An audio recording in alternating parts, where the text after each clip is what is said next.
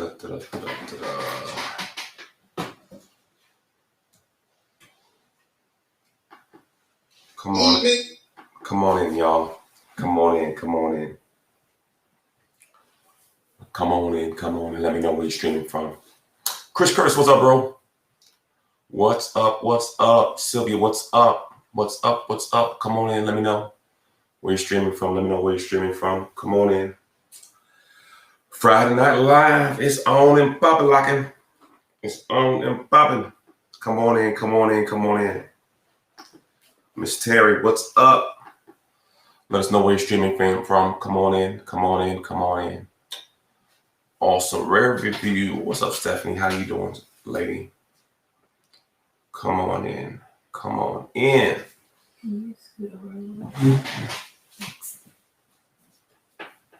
Good evening, everyone. You got to do that right now.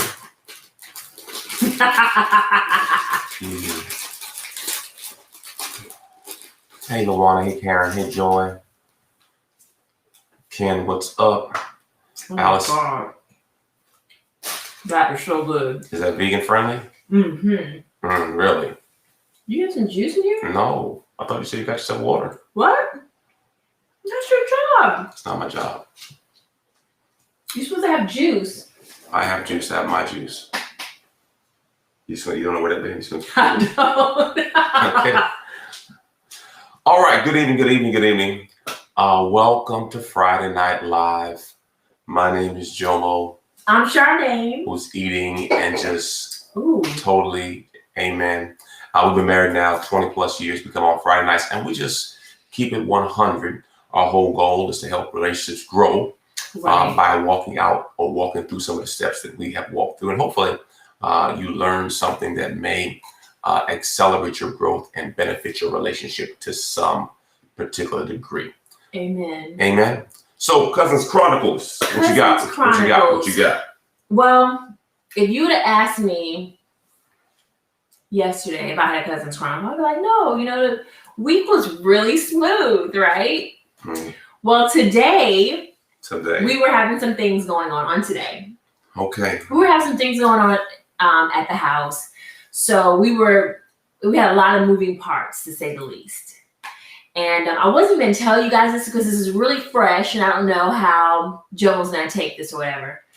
But I went out to the garage to get something out of my truck and I noticed the garage door was up. When you have company, you want your garage door down. You want everybody you want to guide them either to the front door or wherever they're going. So I pressed the button to the garage door for the garage door to go down. And I went back in the house. I didn't wait for the garage to go all the way down. I normally don't do that. So needless to say, I went out of the house like an hour later. I was coming out of the front door and I went around and noticed the garage door was still up. So I'm thinking somebody from inside the house took some garbage out and didn't put the garage door down again. So I hit the button from the outside to close the garage. And the garage door went back up again. Like it was about to go down, like it was almost there. And then it went back up again. So I'm thinking maybe it's a broom or something in the way of the garage. Something's blocking the sensor. Just normal things. Because I see Jomo's car and I see my car. It's in the garage.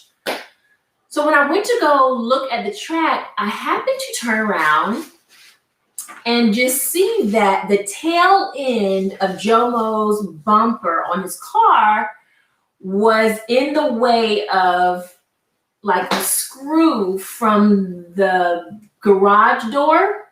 So when the garage door was going down, the screw kind of like hooked into his bumper and just scraped it just a tad bit, just a little bit. Just, it was like this. It wasn't even a big deal. Like I'm thinking, it's not that big a deal. You know what I'm saying? And then I'm thinking, why did he have his tail into his car not pulled up? Like he didn't have his car pulled up all the way in the garage. I'm thinking, that's something you should check before you pull in the garage. So it's really not my responsibility to check if you didn't pull your car in all the way. That's what I was thinking. So I then tried to get in his car and pull it up some and then just talk about it later. You know, we got stuff going on. Just talk about it later, right? I couldn't figure out how to cut the brother's car on to get it pulled up. I think it had attitude with me because I just hit it, but whatever. Couldn't figure out how to cut this Tesla on. So I go inside and Joel just happens to be walking out of our bedroom at the time. And I bump into him and I say, hey, babe, did you happen to know that your car wasn't pulled all the way up in the garage? And he proceeds to tell me that he did it on purpose. But then he didn't tell me why he did it on purpose. And then he acted like he had an attitude because his car got hit by the garage. And then I just walked off. And you know what? It's a bumper. I mean, come on. And he was already going to get his car repainted anyway, right? You were already going to get your car repainted anyway. So this will probably just speed up the process a little bit. Okay, are you finished? I'm done. Okay, so Ooh. we had guests at our house, and I saw one of our guests, wonderful woman. She was carrying things that were too heavy. So instead of taking care of my car, I just stopped my car so I can go help her. I said, don't worry about it. I'll carry everything in. Respectful. One of our members' mother really wanted to honor her. I said, you don't have to carry anything. So I just parked my car. I didn't get it all the way in because I saw her trying to get what she's trying to get done. So my goal was to help her. So in the midst of it, I went ahead and started helping her, getting her stuff together. And I didn't get back to get my car in all the way. Okay. So I'll take that as my fault. Got it? My challenge. You're really serious about this. It's real. Yes, I know. My challenge is the multiple times within the garage door opener. So that means the car gets hit multiple times. See, the first hit is okay, accident. When you keep hitting the button. No, I didn't keep hitting the button. Your said, car got hit twice. Oh, that's my point. But I know I didn't keep hitting the button. The thing is the first time I was just going out to the garage to get something. I didn't even go all the way through the garage or anything. I was at the garage door from in the house. I just pressed the button from like where the door to the garage meets the house. So it wasn't like I was outside and I saw your car wasn't pulled all the way in. An hour or so later is when I went back around and saw that the garage was still up. I assumed that somebody had put the garage door back up from the time that I had pressed the button earlier that day to when I saw it up again. So I'm thinking I'm having to go behind people like I sometimes have to do and close the garage back. Okay, I thought you said you're finished. No, but you misunderstood what I was saying, so I was trying to clarify. Okay, so then my other issue. Her car has a challenge with the garage door opener being hit with her car. The garage door, and that wasn't even because I parked it. Our son parked it. But before he parked it, you parked it. No, I've never scraped my truck though.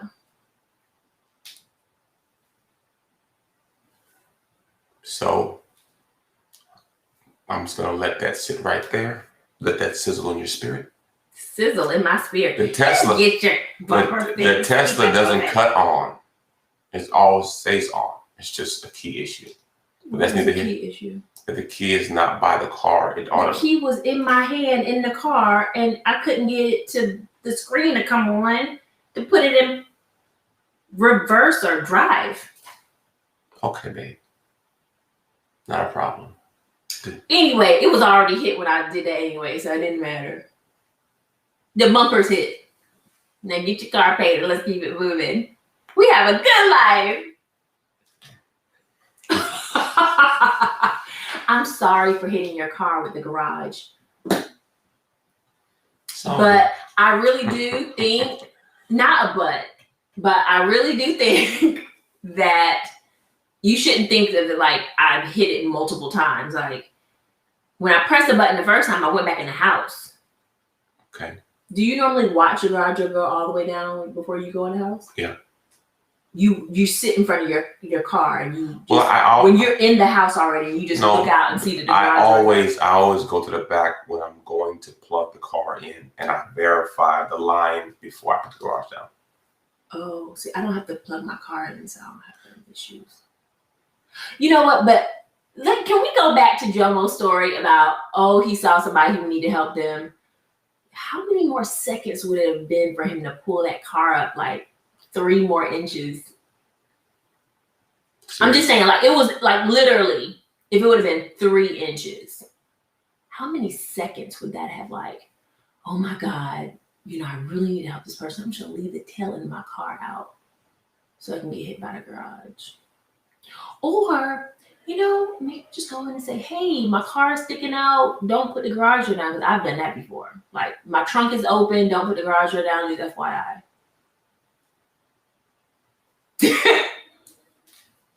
Okay, are you upset about this for real?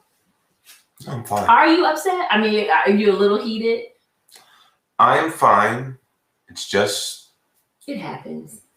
We all fall short of glory. None of us are perfect. Okay, so that was my cousin's chronicle, and yeah, your bumper got hit. Your bumper is like scraped, dog. It's bad. I didn't look at it. It was just a little nick. It's all good. It's a little nick. It's like this. When you get your little special paint job, it'll cover it up. It'll fix it. Well, with all that being said, I appreciate your confession, and I receive. And you know what? I receive your apology. Thank you. And you have grace. So it's all good. Last Sunday, we talked about forgiveness. Yes. So she gave her confession. Mm-hmm. I acknowledge her shortcoming. And I say, I forgive you. And that's it. At the end of the day, I'm not going anywhere about a chip on my vehicle. I know that's right. And it's just a minor dent in the vehicle. It's not a dent. It's just your paint.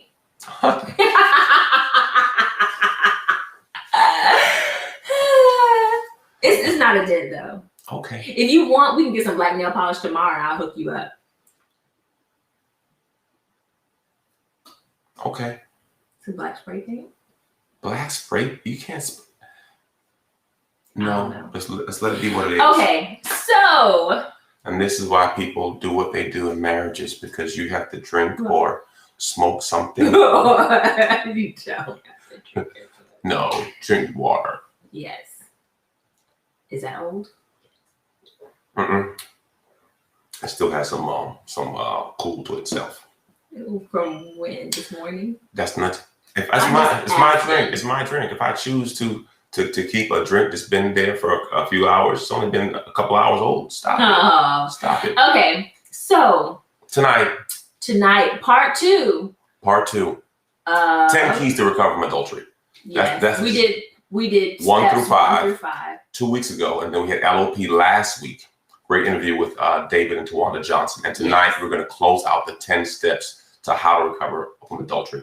Right. The first 5, we're going to do a quick review, and then we're going to delve into the next 5. So Charmaine, go ahead with the first 5. Okay, so the review, we're going to tag team it. That's fine. Step 1 tag team, back again. All right, come on. Okay. The first step is to stop all contact with the person that you committed adultery Cut them off. with. You cannot half do this. You Cut them off. Slowly do it so you don't hurt their feelings. Look, you cutting them off because you. No last minute relations. Well, just one more time. No, it don't work that way. Let them go. Number 2. You have to share all accounts and passwords. So you want to make sure that you're being totally transparent. Real. This is a time you need to make your partner feel like you're being totally transparent and open with them, because obviously you have not been real. Yeah. Number 3. Show sincere remorse. Yes. A contrite spirit the Bible speaks of that. Show real remorse. Number 4. You skipped number 4. I'm sorry. Thank you. Step 4 is you need to be able to process through the hurts. Now, it's critical that you learn how to process through your hurts. Now, this goes both directions. Sometimes we feel as if the person who made the mistake does not hurt too. Now, I understand it's a different kind of hurt. The person who was offended, it's a deeper wound. Then it's the pain of hurting the person you quote unquote love, and the shame of that. I know I don't like to feel that kind of shame. Therefore, that helps me not to make those kind of mistakes, because it's a sick feeling. Now, I'm not saying that sick feeling of the person who did it is worse than the pain of the person who felt what happened to them. Got it? I'm not trying to say I can equate the pain. I'm just saying that there is a shame and a guilt that you have when you have fallen short. You're not built to feel good about sinning. Right. It doesn't feel good. Right. Number 5. Number 5 is to make a list of questions that you want to ask the person that committed the offense in the relationship. Do it one time. Don't keep bringing up the offense over and over and over again. Make a list of questions. Get your questions answered. You may not want to go into elaborate detail about the adultery, because it's not going to help you. It's not going to help you. It's not going to help you process. It's not going to help you get over it. No. So you don't need to talk to the other person to get clarity. I don't know why people always want to meet the person and tell them something. Oh, I need to talk to her. For what? What she look like? For what? Does she look like me? Lord Jesus, for what? What was she doing that you couldn't do here? Well, you know what she was doing that we couldn't do here. What?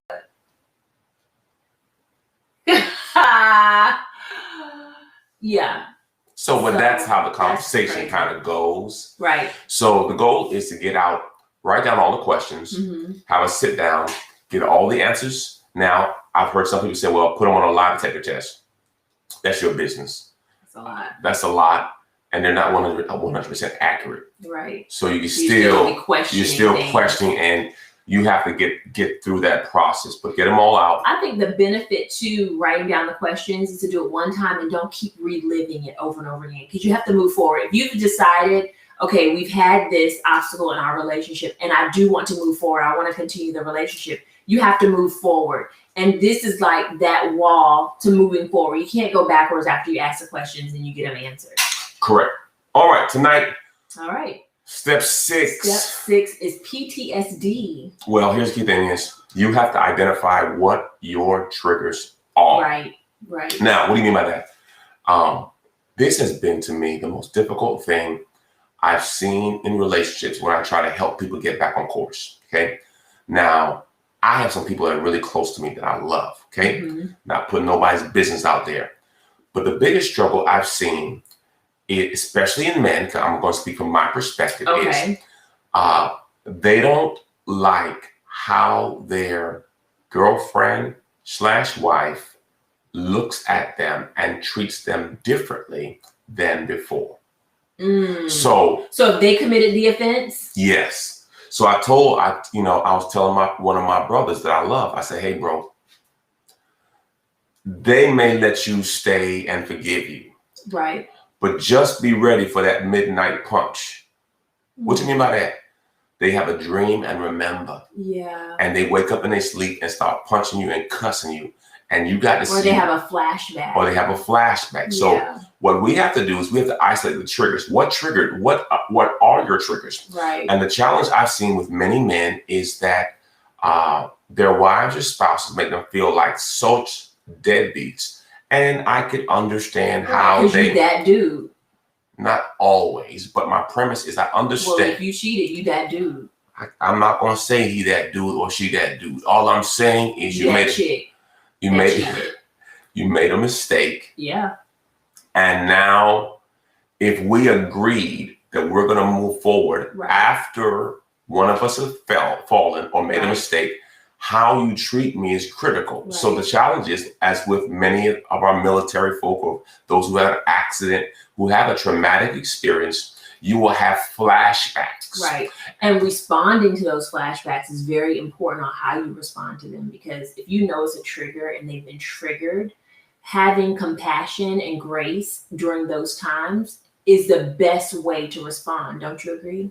Yes. So you have to understand, and what I tell people all the time, understand you broke the box. Right. So you can't expect the box to be the same. Yeah. And if you expect the box to be the same, it can be, but it will take lots of time. Right. Got it? It's Yep. You started out with a FedEx box, now you got Amazon. Wow. You know, I thought about Charmaine when I had that little Asian lady giving me massages. I didn't think that was funny, but it was funny to me. Oh, but Jomo was totally oblivious. Like he would come home like, I got him this massage, right? Now wait, let's great point. Charmaine, did I get the massage or did you set up the massage? I set up the massage because it was for therapy reasons. Like his back was starting to hurt or whatever. I was playing football, right? And she set up. Go ahead, baby. You say so I set the massage up or whatever. He comes home and he's like, "Oh my God, that chick, man! The thing she did to me on that table, Charmaine." And I'm listening. I don't know what I was doing, but I was listening. I was like, "For real, dude?" Yeah, babe. I mean, it felt so good. I'm thinking, did this brother get a happy ending? Whoa. What is going on? Oh, time out. We won't talk about happy ending. You were supposed to be quiet. There you go. Okay, so happy ending. What's a happy ending? Supposed to be like just getting a massage, and then he's like, he ended it with, "Babe, you gotta make me another appointment. I definitely want to get another one of those." All right, I got you. I'm gonna make you another appointment, and we're gonna get the same chick you got before. So we made that appointment, and a sister left early. I parked off to the side, watched the brother go in. He laid down on the table. I already told the little Asian lady, I was like, "Look, I'm gonna come in here and I'm just gonna observe. I'm his wife. I'm gonna observe because I need to know all this stuff you doing. Because maybe I need to be doing this stuff. I don't know." So when she climbed up on that wall, y'all, and she started stepping on her brother's back with her feet. Now she had to weigh about 80 pounds. I'm standing behind the door and I'm watching this Asian lady. She's getting into it. I was like, ain't nobody got time for that. Ain't nobody got time for that. But Jomo must have saw my feet or something. He lifted his head up. He's like, "What you doing here?" I'm trying to watch what she doing." "You know, it feels so good. Oh, I ain't never had nothing like that before." Oh, for real? That's how we doing it? Okay. Hey, Chris. I'm Chris. Hey, my bro, Chris Curtis. You know how your head is in the massage table. And I happen to open my eyes and I see feet because I know the little Asian lady's on my back. I don't want to say Chinese because I don't know if she's Chinese. So well, yeah, let's call her some kind of Asian lady. So I'm looking through the table and I see feet on the floor, but I know the Asian lady's on my back. Vietnamese. Yeah. I don't want to stereotype. Anyway, I'm seeing feet looking at me, but the lady on my back. I said, so I put my head up. You know, when you got your head down, something can happen to you. So I look up and say, "Man, who's that?" And I look up, it's my wife in the corner, like a stalker. I'm a stalker. Like a stalker. I'm your helpmate. I'm helping you. Man. That was funny, y'all. Because I surprised our brother. I know, and you know, I didn't usually do stuff like that. But you don't usually do stuff like that. You know how she will, if she says something's up, she will follow. But you know how, like, if you do that one time, then they be looking for you everywhere. I'm like, "No, I was right here." "Nah, was you at the mall?" "No, I was right here." But you just know I might be at the mall. Wow. It was funny. It was so funny. We joke about that to this day. Wow. It was funny to me. It wasn't funny to me. Because he didn't even know because he was just complimenting me on getting him the massage. Oh, the lady did stuff to me. I ain't never done. It's just the best massage ever. Well, what in the world is she doing? Because I think your massage ain't never the best massage ever. You had other massages. I mean, from top rate NFL physical therapists, chiropractors. Ain't nobody ever gave you the best massage ever. So what is this chick doing? I didn't want to. Yeah, she got trust issues, Chris. Now I do. You see what you said? No, I did. Now, and real talk. This was around the same time that I called Pastor Diaz. Yes, and she had valid reasons to have trust issues. Yeah. So I'm not saying she's just a stalker by accident. But it was fun. I have had my flaws. Cool. So I always want to be transparent and say that she's not just a stalker. She had valid reason to believe that I may be running loose. Right. Well, at that time we hadn't had any issues, and we were just married. Yeah. I think that was within our first year of marriage, actually. So we were still living at the apartment. I was not the best person at a stage in my life, and this just gives you hope that God can save anybody, even Jomo. All right. But I think honestly, even if you don't have trust issues or whatever, if Jomo says that she ate something that was really good, sometimes I'll go and be like, okay, well, what did they put in it? Because I might try to make this. Or if he says, man, something somebody had on, oh, that was so nice. Shoot, I may go get it. I pay attention to stuff like that. And I know a lot of husbands and wives do it on both ends. Like if you see that your spouse likes something or they say they really love something, you may try to make it for them or get it for them or whatever. So I was more like, oh, well, what is she doing? Here's what you gotta do too. If something smells good to your spouse, write it down. Hey, babe, you smell something good? Let me know what it is. If they like something, my point is the Bible says deal with your wife according to knowledge. Mm-hmm. How do you get knowledge? You ask questions. Did you like that? Did that feel good? You want me to do it again? My point is you have to, if we can't communicate on real issues, how can we grow? How can we get better? I don't want to be in the same spot in my marriage 5-10 years down the road because we don't want to talk and ask the real questions because that's how adultery starts. Right. There's a need that was not met. So what Charmaine does, Charmaine says, if you like something, I want to find out what you like. Mm-hmm. How do you want it? And I think I've been that way throughout our entire relationship because even when Jomo was like, I really like, my mom makes Jamaican food. When Jomo's mom came to visit when I was in college, I sat right in that kitchen with her. I'm like, what is she making? Because I want to know how to make this. And I didn't make it right the first couple of times. And Jomo made sure he told me, nah, this don't taste right, boo. This not right. Now, even that is good. That she wants to learn. Mm-hmm. Also, she can receive constructive criticism at that stage. Oh my God. Well, with that thing, because I was really trying to get it down. Yes. And I like cooking anyway, so that was like something that we had in common. No, that's good. Him and his mom. Oh, we just did 5, it was 6, baby. We didn't do 6. We didn't do 6? No, baby. Okay, I'm sorry. Okay, we're good. You're good. So 7 was autopsy. 7's autopsy. You have to do an autopsy on what happened. Right. What allowed the affair? What caused it? What's missing? Right. Why? What was the unmet need? Why is he or she going outside of your bed to find satisfaction? In some way, shape, or form. In some way. Is it an emotional connection? Right. Is it a work connection? Why did the person do it? Now, someone say there's no reason. There is a reason. There's a reason. And sometimes it's not even what you're doing in the physical as far as in the relationship. It may be like a past relationship. It may be something that happened when they were a child, how they grew up in their family, their parents' relationship. Dig deep. Right. If you choose to move forward. Right. Key point. If we're going to move forward, I need to know why you do what you do.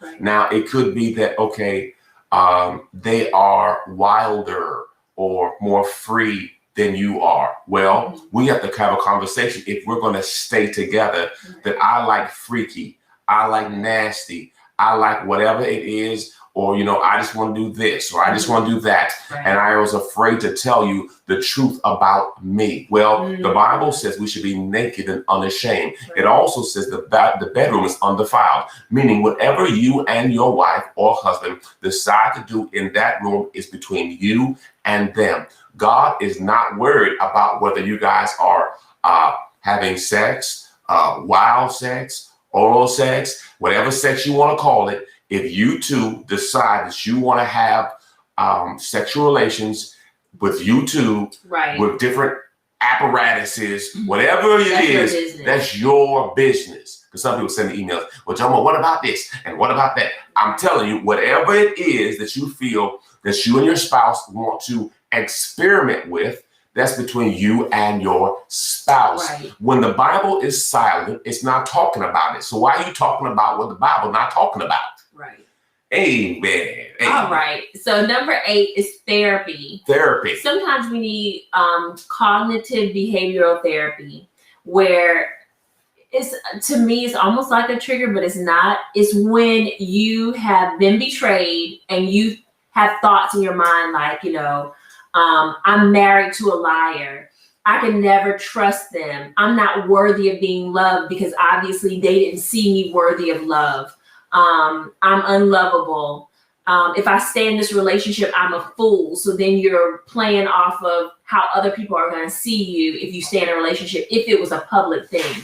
Because sometimes in an emotional state, we may call a family member or friend and tell them what's happening for support. And then that person spread your business. Or even if they don't spread your business, you really respect them and look up to them and, for advice. You look for them for advice. And if they're giving you advice like leave, and you don't leave, then you may feel shame or embarrassment that you didn't stick up for yourself. Now, I like to just be transparent.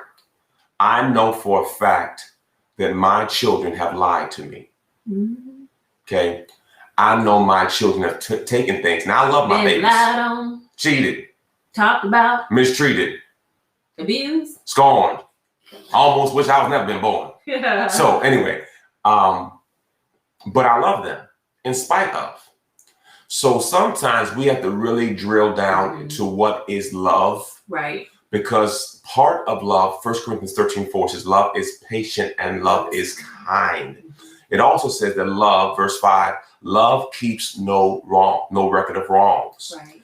So like I said before, you have to master confession and forgiveness if you want to move forward. Now, some cannot move forward from the adultery, but I'm saying you can move forward, but you have to work out these triggers and aspects of things to think about. You know what? I can't believe you've done this to me. Well, your kids do it all to you all the time. Them was lies, steal, all of that. Yeah, people do it. It's a different unconditional love. Correct. And I think it's going back to what the scripture you just quoted, where it says, love keeps no record of wrong. Yes, 1 Corinthians. If you keep record of wrong, it's hard for your perspective to change about the person because you're keeping that bitterness in your mind. So it's constantly being refreshed every time they do something or say something that you don't like.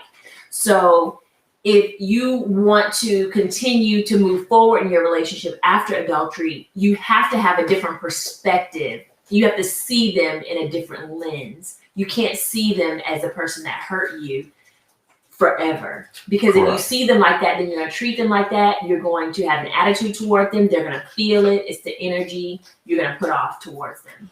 All right, next up, number 9. Love buckets. Love buckets. Okay, what things fill your love bucket? Right. And what things drain your love bucket? So Charmaine had asked me the question before we got on, Jomo, what drains your love bucket? Mm-hmm. I said, and she, being transparent, I said, well, I don't like when you don't listen. Mm-hmm. I don't like when you don't respect, and I don't like when you ask me to do something for you, then I do it, and then you go behind me and do it again. Meaning, you asked me to do it, but then it wasn't done the way you wanted to do it. So then I feel as if it made no sense me doing it because you're going to do it yourself anyway. Mm-hmm. It's not necessarily a bad thing or a good thing, but a person said, what it makes you feel like what I did wasn't good enough. Mm-hmm. Now, it may not be what's implied, but it's like we had something in the bathroom. She asked me to put something over there, and I was going to put it over there, and she came like, "Oh, you did all right," and it's cool, but you took it as a negative, and I was trying to compliment you. I know, but sometimes if you always follow up on a person, I understand you follow up on a child, but when you always follow up on an adult, it kind of makes you feel like you're being mother hen. So, like, For example, if you do something and I want to go see what it looks like or the finished product, then that makes you feel bad. No. I have no problem looking at that. I'm saying that the process of going behind and then fixing it again, or it's just, it doesn't feel like this, like you've been trusted. Right. Like you can't handle it. I got to do it for you because you can't do it. So then it makes you feel some kind of way. So it drains you because it feels like, okay, my self-worth, I'm not good enough to do it. See what I'm saying? Mm-hmm. So you kind of feel like, why ask me to do anything if you're always going to come behind and do it anyway? So then you kind of get this kind of negative feeling about yourself that maybe I'm not smart enough, maybe I'm not good enough. And you can take yourself down a rabbit hole of feelings. Mm-hmm. So then here's the point. You have to ask your spouse, what do you do that drains me? Right. And stop assuming because you may not know what's really bothering them about you. Mm-hmm. So what drains your love bucket? What things do I do that frustrate you? Right. And then let's talk about it.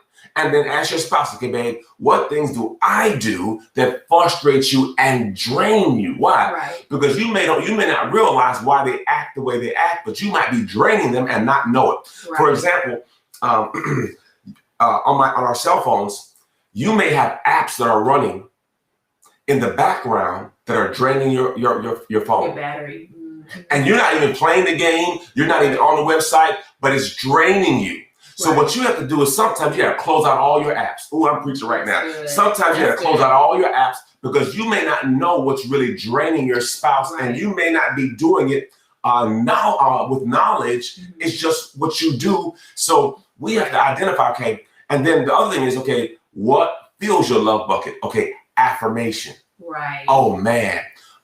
Physical touch, affection, appreciation, thoughtful gestures. Right. Like for me, I really want to get a critique on my sermon. For real. I know I try to have every sermon to be perfect. It's not real. But the person, my ride or die, her words to me are critical. Now, and I tell her, I said, I want truth. Now she gonna say, man, you did great, baby. You always do good.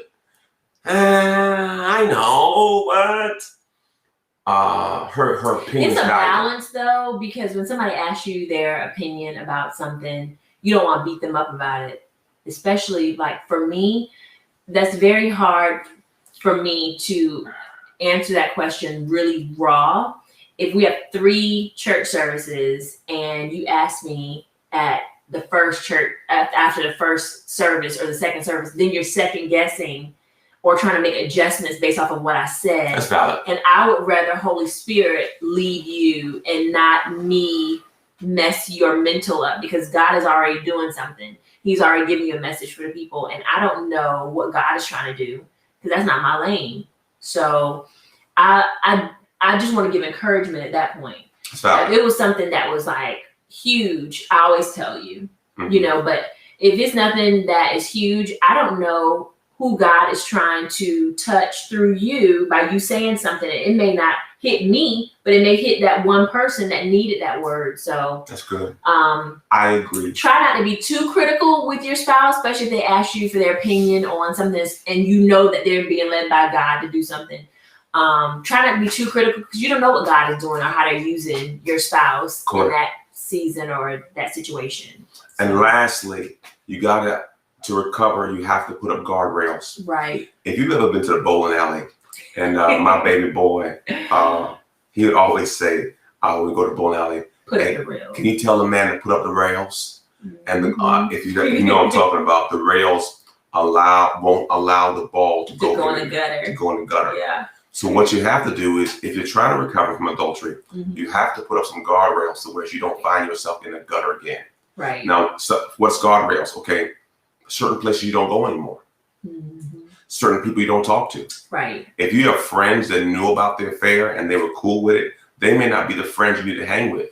Or the people that are telling you leave and being really negative and not allowing you to process and just supporting you in your decision. I think a good friend may give you the real, but they're not going to try to force you out of your marriage if that's not what you're trying to do. or try to make up your mind. If you ask them, well, do you think I should leave? And they tell you, then I don't think you should hold that against them. But if you don't ask them that and you're just looking for support and they don't know how to give proper support, then either that tells you one of two things. You don't tell them your business like that anymore, or they're not a good friend for you to have anymore.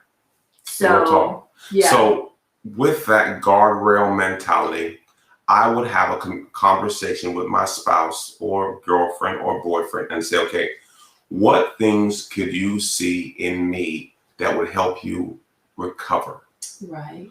What places do you think I should not go? If you're a clubber, stop clubbing.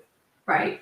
If you conversate with the opposite sex too often, you may need to stop that. Right. Or if you go out, like let's say, if you're the female committed adultery, because we're always talking about the males committed adultery. If the female committed adultery, because there's some ratchet chicks out there too. Ratchet. I agree. And you're always going out with your girlfriends or going to have lunch or whatever. Well, your spouse may say, I don't mind you going out to lunch or going out with your girls, but I need you to check in with me. I need you to turn on that little app, that little, the locator app, so I can see where you are. Whoa. You going to track me? If that makes the other person feel better. And I've never done that to you. But you just follow me. But you do that to me, though. I don't track you like. When I was in your car last, when I was in Jomo's car Tesla last. Tesla tracks you. I don't track you. Okay, but he was on the app and he told me I made a wrong turn. I'm trying to help you. What is that? You're directionally challenged. Me. You're directionally challenged. What if I was trying to surprise you with a gift and I told you I was going out with a friend? You told me you're going someplace. I just wanted to see you got there. See? I'm just trying to make sure you got there safely. That's tracking. That ain't tracking. What is it called? The Tesla tells me where you are. I'm not. But you was looking. Because you could have been watching TV, you could do a lot of things, but you on the Tesla app. I'm like, yeah, babe, I think you made a wrong turn. Well, she's lost. Did the Tesla call you up and tell you that? Because you're lost. You're lost. You're lost. You went around in circles. I made a wrong turn into a parking lot. Wrong turns mean wrong turns. You're lost. You're lost. Jomo, the point is, you knew I made the wrong turn because you were tracking me. I was not tracking you. What was you doing here? I was on the phone with you, and you said, babe, I think I'm going the wrong way. So I looked at my app to see where she was located. Okay, that's fine. I got no problem watching you. All eyes on me. I don't care, because I be telling the truth. Okay, all good. And if I go someplace else, then I just go someplace else. You can ask me, I'll tell you the truth. Praise God. But this one right here, be in the hair salon. He go up in there, hey ladies, how you doing? Well, dog, I thought this was some me time. You going to pray, Heavenly Father? Can she get this perm out of my head, please? You wrong for that. No, I'm joking. I think I relax. Tell you wrong for that. Say you wrong. Say you wrong. Wrong for what? Saying I'll be tracking you at the hair salon. Joe, you be popping up. You be popping up in places. I was trying to wash your car for you. Yeah, but you came in there. No, what he does is he'll go and get my car washed while I'm in the hair salon and then move the truck. So then I come out and be like, oh. I was trying to do random act of kindness. She don't clean the car, so I try to help her. I want to bless her. No, for real. I'm really trying to help you. I appreciate you. But you gonna say I'm stalking. You be popping up. And I need to pop up. My girlfriends be like, oh, here go Jomo. We'll be at Cheesecake. Oh, here go Jomo. Dog, was he coming to the mall? Or? Whatever. How many times I pop up with your girlfriends? You up here just telling stories. It's funny though, isn't it? That's a story though. You don't just pop up at places. No. The next time you do it, I'm gonna record you, take a picture, and we're gonna put it in. I'm cool with that. That's cool. Friday Night Live. I'm cool with that. By the way, I have my own life. You have your own. Yes. Oh, you sure do. You have your own life right now. Pop up the time. Right now, you got a whole lot of life. We're gonna reel that in. Lord help me. Don't you have a life? You just said you have a life. I got a life sentence. You don't have a life sentence. What you gonna do? What you about to do? See, that wasn't necessary there. What wasn't necessary? You kind of trying to choke me. You liked it, didn't you? I didn't like that. You didn't? I'm not no. Anyway. Does no mean yes? Does no mean yes? Does yes mean no? Anyway. Sometimes. We're not going there right now. This is another conversation. Well, we thank you for spending time with us this evening. Thank you so much. I pray it helped you. There may be a friend or family that you know that's going through a season what they're trying to navigate through. Yes. If they want to stay together, you can share this video or help them along, because as I said These are earlier, really good steps. 50% of most marriages go through some form of adultery. Right. And if you choose to continue on in the marriage, you have to have a game plan to succeed. Right. Because the devil does not want your marriage to work. So the devil operates in the dark. So we need to make sure that we bring things to light and be honest and transparent and work on rebuilding marriages. And if you are in a marriage community, because we have people that's logged in all over the United States, and get with a group of strong marriages, godly marriages that put God in the middle, and support each other. yeah, When they're going through hard times, give them that godly advice that you would want if you were going through. And let's just try to support each other so amen. we can get through these times. You can subscribe to our YouTube channel. Yes. Jomo and Charmaine, Sweet. we would love you to give us a thumbs up. And we thank you guys for watching. Remember, love, laugh, and learn. See y'all next Friday. God bless you. God bless you.